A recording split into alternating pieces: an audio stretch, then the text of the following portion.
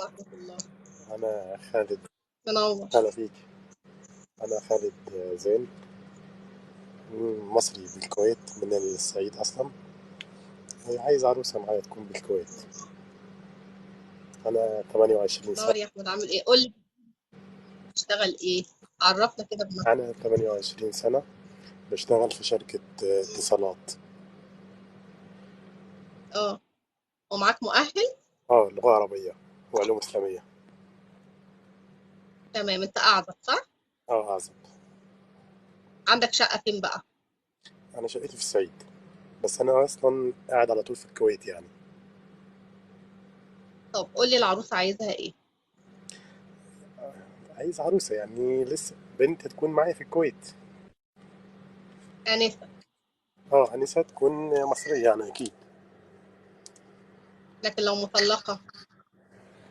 لو أصغر في السن عادي. يعني آنسة أو مطلقة؟ لو أصغر في السن. طب لو مطلقة بأولاد؟ لا.